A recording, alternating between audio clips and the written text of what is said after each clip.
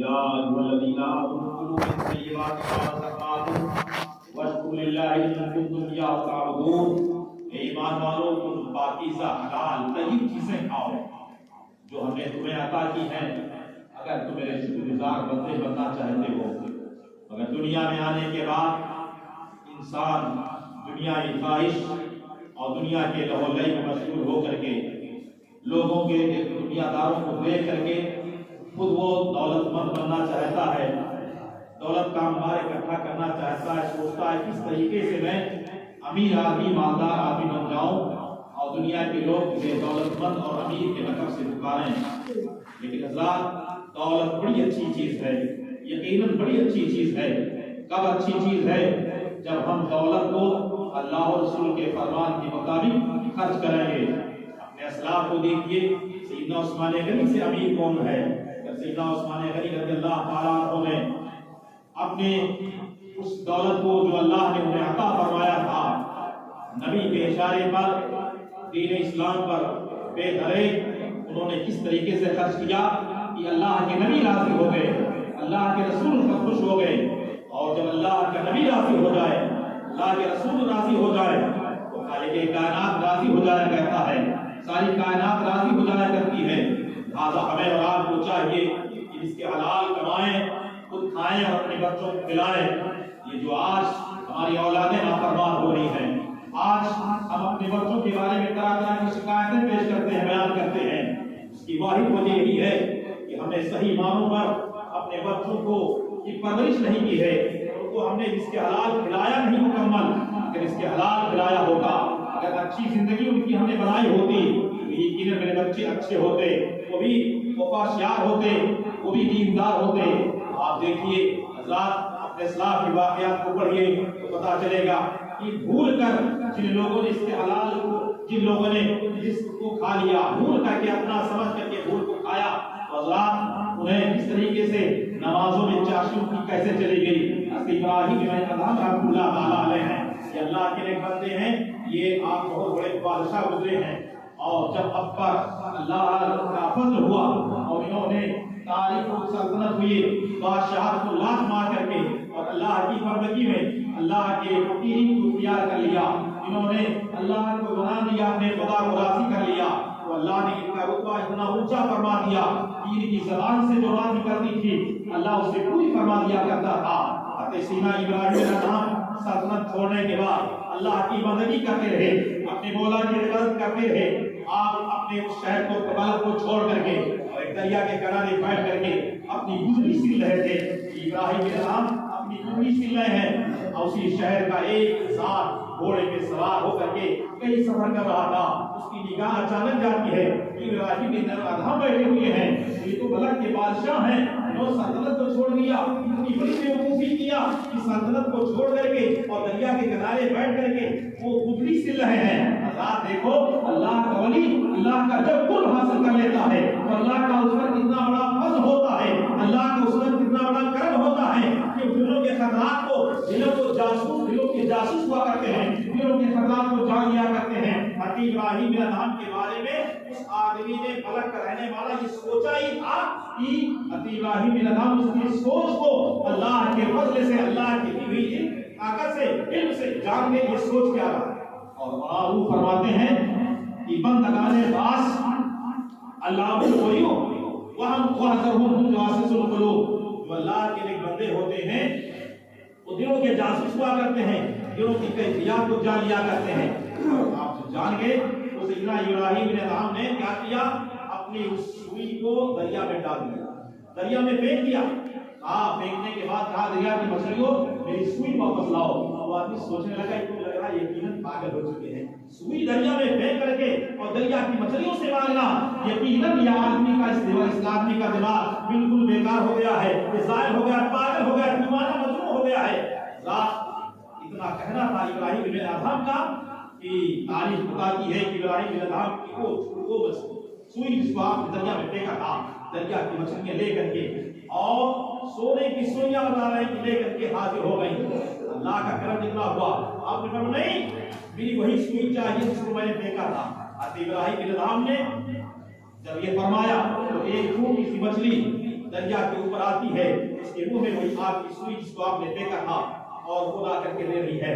حضرات واقعہ سنانے کا مطلب یہ دیکھو، ابراہیم بن ادہم اتنے بڑے پہنچے ہوئے بزرگ، مگر انہوں نے جب زیارت حرمین طیبین کے لیے گئے اور کعبہ کا حج کیا، زیارت کی، مدینہ شریف حاضری دی، سرکار کی بارگاہ میں حاضری دے کر کے جب چلنے لگے تو دوستوں احباب کے لیے انہوں نے سوچا لاؤ تحفے تحائف لے لیں۔ ہوتا بھی یہی ہے، جو بھی آدمی حج کرنے جاتا عمرہ کرنے جاتا ہے واپس ہوتا ہے تو زمزم شریف تو تبرک نہیں وہاں کا، اور کھجور لیتا ہے اور کچھ لیتا ہے، مصلی لیتا ہے، تسبیحات لیتا ہے، تسبیح وغیرہ لے کر کے کہ ہمارے جو جڑنے والے ہیں عزیز و اقربا ہیں ان کو ہم تحفہ دیں گے۔ یہی سوچ کر کے حضرت ابراہیم بن ادہم ایک کھجور کی دکان پہ گئے، ایک نورانی شکل کے اور سفید داڑھی ہے، دکان میں بیٹھے کھجور بیچ رہے ہیں۔ ابراہیم بن ادہم نے کہا مجھے 2 کلو کھجور چاہیے۔ 2 کلو کھجور لیا اور وہ جب دکاندار تولنے لگا تو شاید ان کا گرا اور اپنا سمجھ کر کے حضرت ابراہیم بن ادہم نے وہ کھجور کھا لیا۔ گرا تو اسی تول کے ہاتھ میں ناپنے کے ہم کلو میں، مگر اپنا سمجھ کر کے آپ نے سمجھا یہ میرا، جو آپ کی دکاندار نے تولا یہ میرا ہی ہے، اپنا سمجھ کر کے آپ نے کھا لیا، حقیقت میں تھا نہیں آپ کا۔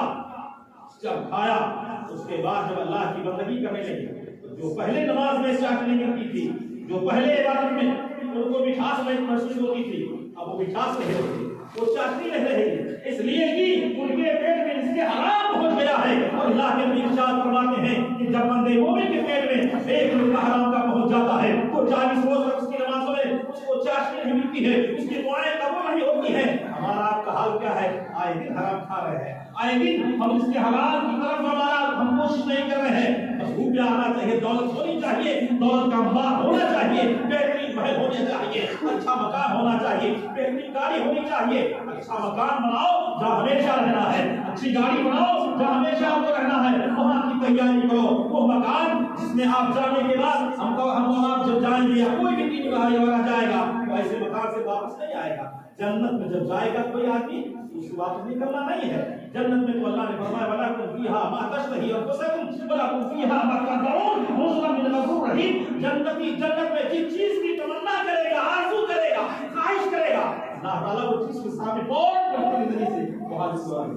جنت میں جو چیز آئی وہاں اچھا مکان بناؤ، وہاں رہنا ہے۔ نماز کا جمعہ کا دن ہے، اگر نہانے ٹھنڈ آ گئی آدمی نہانے کے لیے پریشان سوچ رہا کیسے رہے، نماز چھوڑ رہے ہیں۔ جو ہفتے میں ایک دن پڑھتے تھے ایسے بھی نادان، انہیں کیا کہا جائے؟ بد نصیب کم نصیب کیا کہہ دیا جائے؟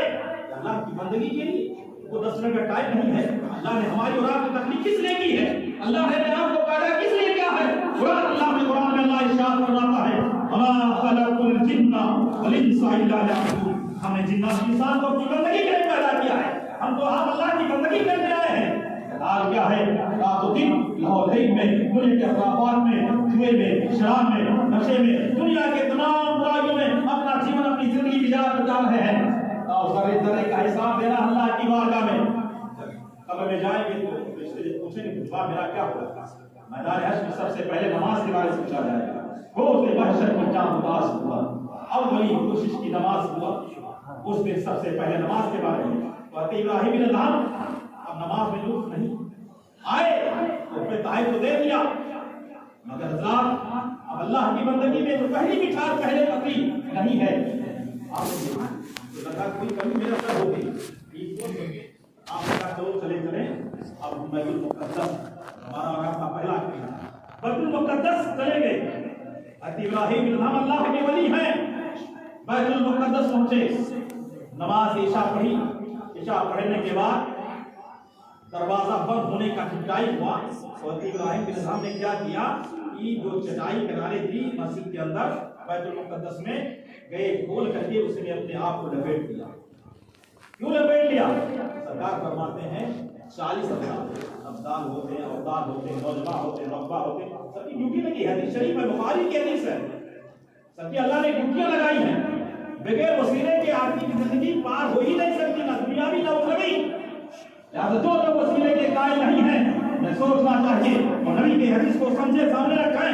ابراہیم بن ادہم وہاں گئے اور اپنے آپ کو لپیٹ لیا، سوچا کہ جب 40 ابدال جو آئیں گے، 40 ابدال جو پوری دنیا کی سیاحی کرتے ہیں وہاں پہنچتے ہیں چاہے 10 منٹ اور وہاں 2 رکعت نماز اس میں آپس میں میٹنگ ہوتی ہے، مشورہ ہوتا ہے.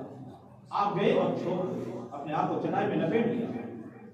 بیت المقدس کا آدمی اس نے اعلان کیا کہ ٹائم بالکل قریب ہے، اس کو دروازہ بند ہونے والا، جس کو نکلنا نکل جائے. سب لوگ نکل گئے، دروازہ بند کر چلا گیا. آپ چھپے ہوئے. رات کا سناٹا ہوتا ہے، 2-2:30 بجے دروازہ کھولا جاتا ہے. دروازہ کھلتا ہے اور 40 لوگ اندر آتے ہیں. ایک مصلی پر جاتا ہے، 2 رکعت نماز پڑھاتا ہے، بیٹھ جاتے ہیں. آپس میں جیسے باتیں شروع ہوئی. ایک عبدال نے کہا ارے آج تو ہماری جماعت میں سے کوئی دوسرا معلوم ہو رہا ہے، ہماری جماعت میں ایک دوسرا آدمی معلوم ہوتا ہے، ایک انسان معلوم ہو رہا ہے. دوسرے نے کہا عبدال نے کہ ہاں وہی ابراہیم بن ادھم ہے. تیسرے نے کہا یہ اللہ کے عبدال میں سے ہے، اللہ نے ان کو اتنا علم دیا ہے. نادانو سوچو، جب اللہ نے عبدال کو، ارداد کو، رجوع کو، نجوہ کو، اپنے اولیاء کو اتنا علم دیا ہے، تو جس کا تم کلمہ پڑھتے ہو اس نبی کو اللہ نے اتنا علم دیا ہوگا. یہ کیسے کہتے ہو کہ نبی کو غیب کا علم نہیں ہے، نبی کو کچھ نہیں معلوم ہے، نبی کو کوئی اختیار نہیں ہے، نبی کو کوئی بات نہیں ہے. رات میں ایمان کو اپنے سلامت رکھنا چاہیے. اللہ فرماتا ہے وَعَلَّمَكَ مَا لَمْ تَكُنْ تَعْلَمْ وَكَانَ فَضْلُ اللَّهِ عَلَيْكَ عَظِيمًا. ہم نے آپ کو نہیں جانتے سب سکھایا. قرآن میں اللہ فرماتا ہے ہمیں سکھا دیا.